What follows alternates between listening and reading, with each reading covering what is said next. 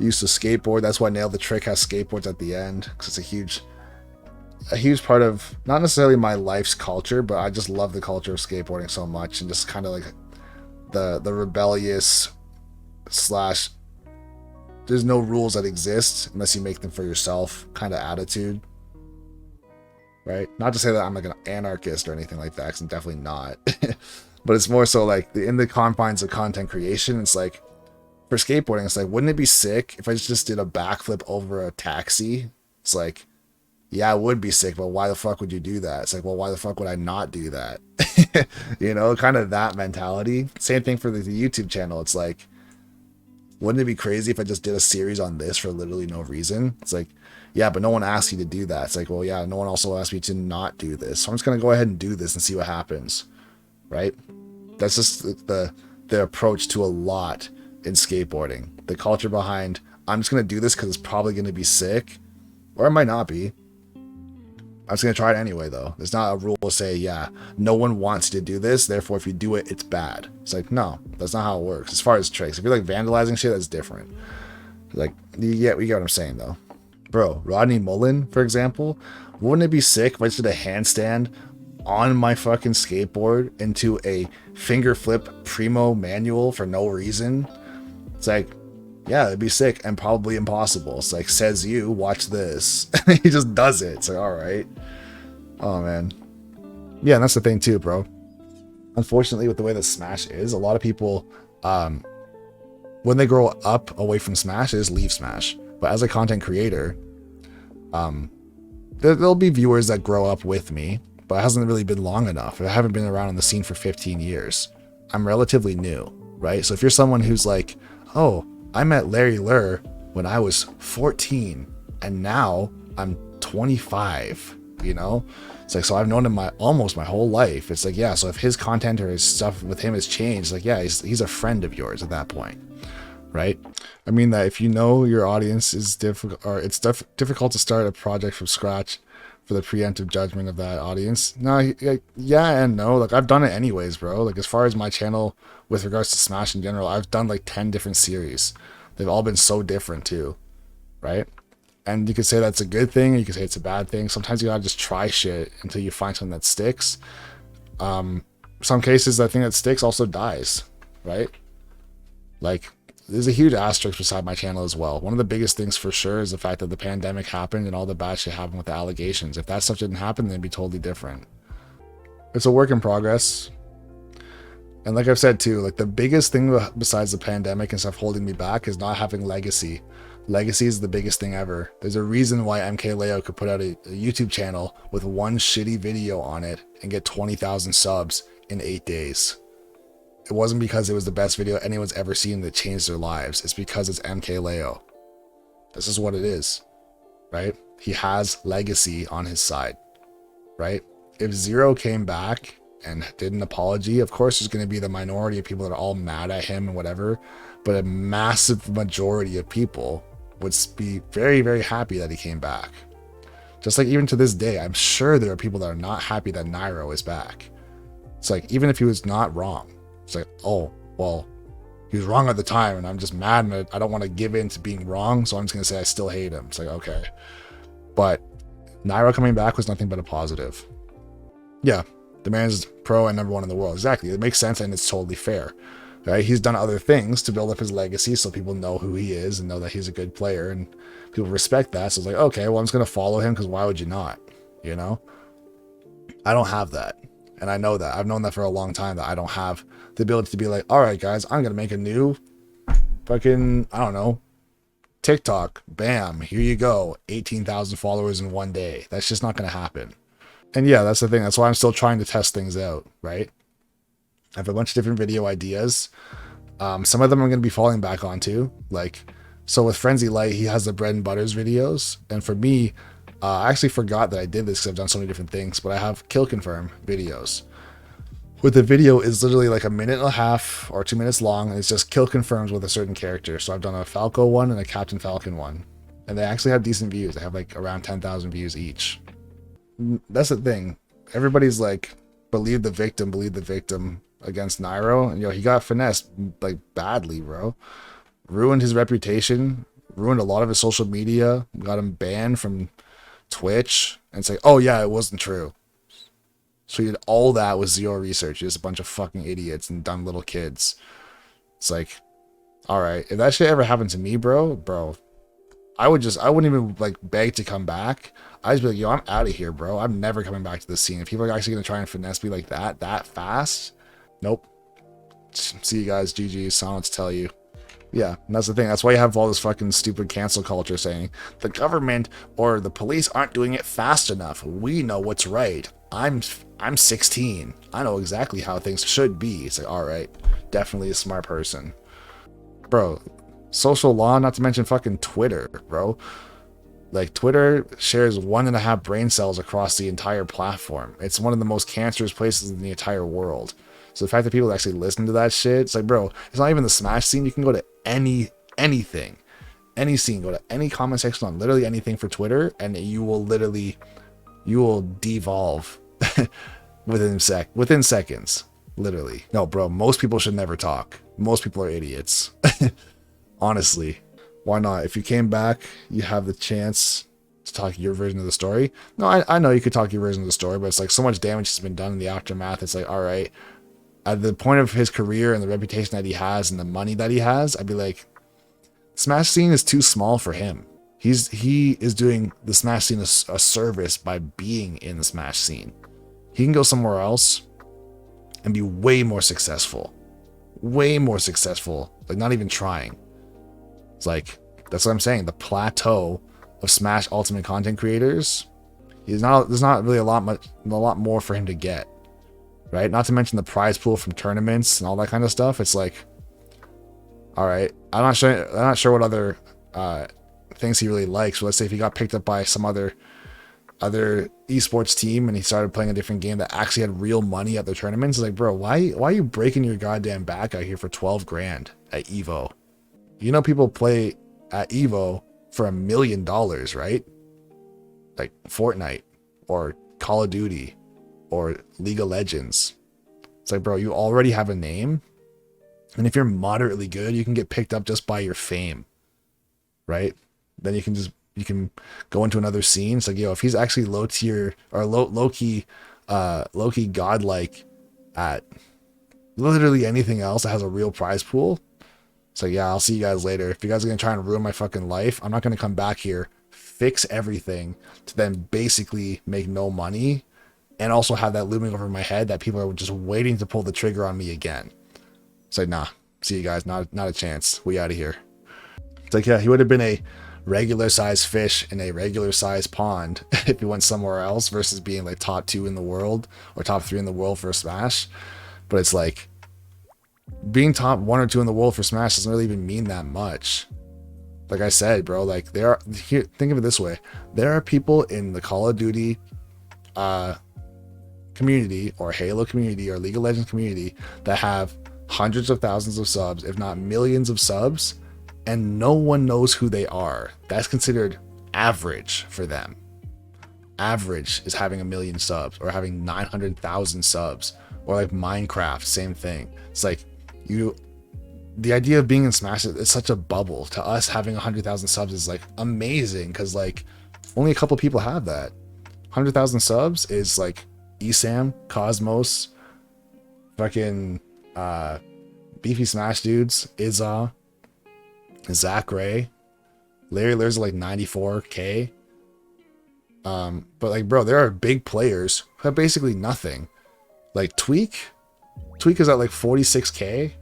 I have more subs than DeBuzz. Like, bruh, think about that. I have more subs than DeBuzz.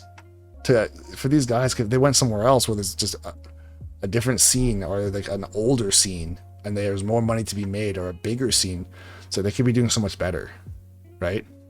Nah, well, here's the thing too, bro. The facts and shit, they could try and hunt you down, I guess, but if you're in a totally different scene where the viewers are older or have a different mindset completely, they aren't that toxic Twitter fan base, I guess you could say. Some places still have it, of course, but it's like, it's much easier to rationalize with people when you don't have the entire scene on your back saying that's not true, that's a lie, this is fake, don't believe him, he's a horrible person, all this stuff. It's like, why try and fight through all of that when you can, like we said before, cut out the toxicity and go somewhere else, right? If someone's like, oh, I heard about the story that happened with you, it's like, okay, well, if you really wanted to like check it out for real, here's what actually happened, and here the work that they do with the police reports on all this shit. If you really want to check it out, this is what actually happened. And it's like, oh, okay, I guess I can check it out, and I'm gonna believe you. I'm not gonna check out Twitter and the 14-year-old kids that are freaking the fuck out over this shit who have no idea what they're saying, right? And at the end of the day, it's like, if you go and try to talk to a sponsor like G Fuel or whatever, let's say for example you got a G Fuel sponsor and tries to come back to Smash, the Smash scene would be like, he doesn't deserve this, he's a bad person, all this stuff. But if you went to like Call of Duty or Tekken or something that's completely different, those people don't know that stuff. They're not going to be like, yo, he doesn't deserve this, yo, you hear about the thing that he did, he's a bad person, all this stuff. They'd be like, sick, I don't care that he got a sponsor by G Fuel. Or it's like, okay, cool, I'm just going to use his code because I'm trying to get G Fuel for cheaper. Like, that's totally different just based on mindset and the fact that it's a totally different world. Right? Like, as far as the news of top players in COD, do you guys really know what's going on? Or Halo? Or League of Legends? Or Minecraft? Like, some of you guys probably know some. But if you told me that there's some crazy drama that happened with COD and a certain player and an underage person's like, I've never heard this story, and I don't care. I just don't care. If that stuff happened and it was in the COD community and they care, and that person got shunned out of the COD community, then yeah, leave and go somewhere else. That is what it is. I'm not saying come to the Smash community and just go somewhere else, right? Especially if it wasn't even fucking true. It's like, holy smokes. It's like, I guess let's put it this way. It's like if you have a cup like this, right? And it has dirty water in here. You can try and dilute it forever until it's drinkable, or you can just dump it out and fill it up with clean water. Choice is yours, right? Diluting it and trying to fix the problem where you currently are because you don't want to waste water. It's like, this is not really helping you, right? Because even though ZeRo has diluted the scene as much as he possibly can and gotten back a lot of his rights or privileges or access to certain things, he's still banned from Twitch, which means he's banned from tournaments indirectly. Okay, so how is this better? This really isn't better. He's only allowed to be a streamer on YouTube and a content creator, and that's it. As a pro player, he's basically finished unless they just don't stream on Twitch. And other companies like VG Bootcamp or just other big channels, they're not going to not stream his sets. They'd rather just not have him there. It's like, oh, EVO Grand Finals, MKLeo versus Redacted. It's like, yeah, that's not going to happen. They're not going to do that. It's going to be like, okay, you're just not going to be part of this. So now his ability to make money from tournaments or really want to be a serious competitor isn't even there. It's like, I can just be good at the game and make content. Like, I guess, but how long until that shit gets old? You know?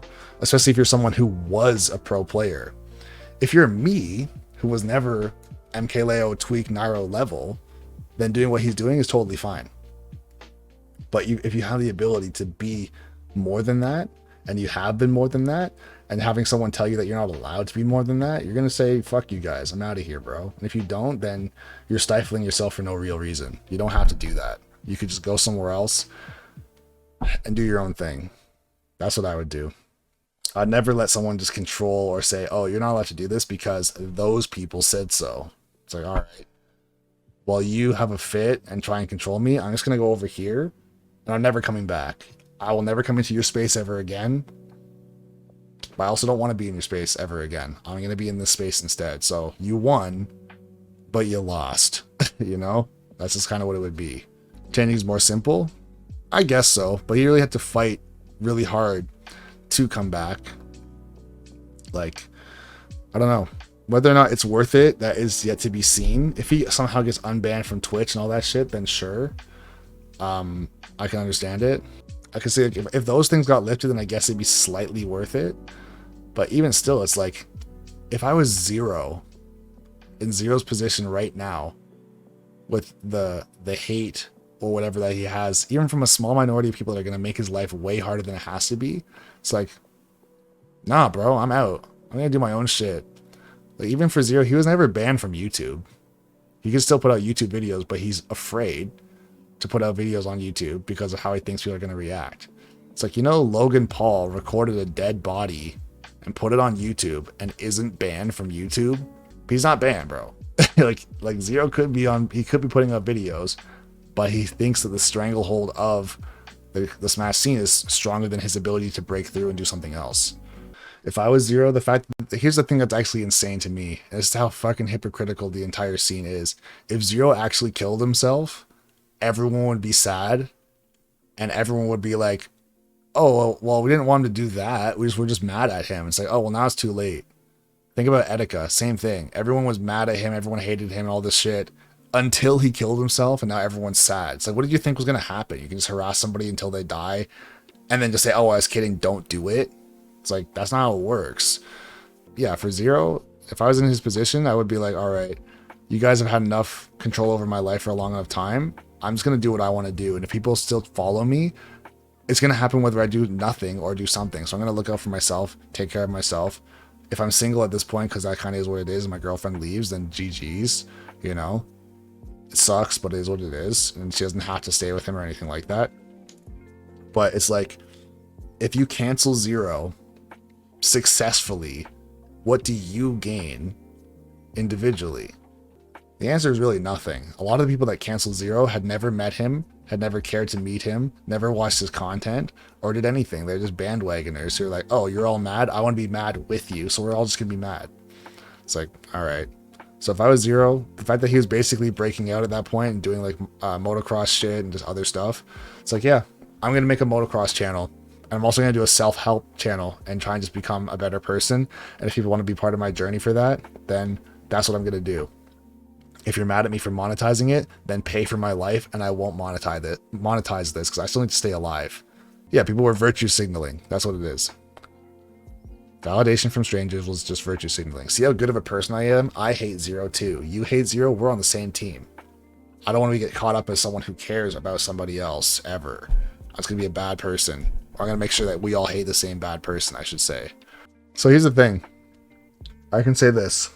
Whether or not ZeRo was guilty or not, that does not have grounds to ruin his life, and people don't have the right to decide whether he should live a good life or not. I'll give you some examples. Michael Jackson. Need I say more? Kobe Bryant. Need I say more? Ray Rice. It was Ray Rice. Ray Rice from the Ravens, right? Chris Brown. A lot of these guys have done some shit. They've touched kids, or they've raped people, or they've beat people, or they've killed people, and they've kept their fame and kept their jobs. I can tell you right now, beating the shit out of a woman at any age is enough to get you canceled pretty fast. Chris Brown didn't get canceled. Ray Rice didn't get canceled. Ray Lewis shot someone, didn't get canceled. Michael Jackson, allegedly, whether it was true or not. Here's the thing. Let's say it was true that he touched kids. Still never got canceled. Still loved by the entire world. People love his music. People do the moonwalk. People do impersonations of him all the time. 150 million times bigger than ZeRo. Nothing happened to them. Long term. Short term, yeah, there's some bad shit, but they all could have gave into the cancel culture and quit out of all their professions, but they didn't do that. There's so many people that they could have got finessed by giving in, and that's why I believe that you don't have to give in. It's like you can just leave, or you can just do whatever you want to do, right? If people don't want to support you, that's also a part of capitalism as well. If people don't want to support you because you did something, or they don't like you, or your product is shit, or whatever, that's kind of just too bad for you. But it doesn't mean that you have to stop doing what you're doing. This is what it is. As far as Michael Jackson with his music, if no one wanted to support him because he was a pedophile and did all these bad things, he would have fell off the face of the earth because no one bought his music and he ran out of money. That's what would have happened if the masses really wanted that to happen. But they didn't want that to happen, and they still haven't had that happen. And people still, like I said, to this day, however many, it's been over a decade since he's died, it's been 2 decades since he died. I don't even know. No one really cared, right? Like the people that cared cared at the time, and that was it. Bro, his estate's still earning money, his music's still earning money. Like anything he's ever done is earning him money still. It's only a real crime if you decide, like, here's the thing. I'm not saying you should commit crimes and try and get away with it anyways. I'm saying if you made mistakes in the past, like ZeRo, for example, I would say his, like, if you take his, what he did and compared it to any of the other guys I've said, raping somebody, killing somebody, being a pedophile, like doing all those things. And I don't mean pedophile like taking pictures and selling them, compared to actually being an old man and touching a little kid like Michael Jackson had done, apparently. I don't actually know if it's true or not, but that's the story people go with. You can't compare that to what ZeRo did and say, yeah, it's all the same. Yeah, you can't, and you can't say it's all the same, right? So am I saying I support what ZeRo did? No, I'm not saying that at all. But I'm also saying that what I am saying is that I don't think ZeRo should have given in to Twitter. Like, if he was genuinely canceled across the entire world and the government and all this shit was on the side of canceling him, his YouTube channel would be taken down, for example. That'd be number one. All the content that he's ever been in would also be taken down, right? He would be actually destroyed. But right now, if he wanted to upload a video, he could. He's done a video with EE talking about this stuff in the last couple months ago at this point. Lifetime is way too long to pay for a mistake. That's what, yeah, here's the thing. For what ZeRo did, if you really put it into perspective, not even like against other people, but like even just in the grand scheme of what he did at the age that he did it at and why he did what he did. Did he do it because he wanted to be a creep, or did he do it because he needed money because he immigrated to the States by himself at like, what, 15, 16 to pursue Smash? If he did it to be a fucking weirdo and he's trying to be like a sex trafficking pimp to minors, if that's what he was doing, then yeah, that's all kinds of fucked up. But if that's not what he was doing, and so yeah, you made a poor choice as a young kid and you're pretty fucking dumb. But if you were 19, here's the thing too, if you're 19 or 18 years old, you're not miraculously an adult who can know the difference between right and wrong compared to someone who's 17. You're still probably a fucking idiot. I'm just gonna say it straight up. Like, I could say the same thing about myself. When I was 19, 20, 21, 22, not the brightest kid in the world. I didn't do anything stupid like that, but I could see how someone would be like, oh, I can just make money off of this, kind of like the girls doing OnlyFans and shit like that. It's like, yeah, when you're 28 years old, OnlyFans girl, if people know that that's what you've done, if they're not cool with that, they're not going to marry you. They're not going to fuck with you at all. You're not in trouble, and I see why you did what you did, but long term it was kind of stupid. And looking back, you could probably agree. So same thing for ZeRo. It's like, did you sell this? Did you do, I think what it was is he like had nudes or sold nudes or something of some girl that was underage, and then apparently like she lied about her age to him or something like that. And I don't really know the whole story, but either way, it turned out she was underage, something happened. If he knew, then you're still dumb.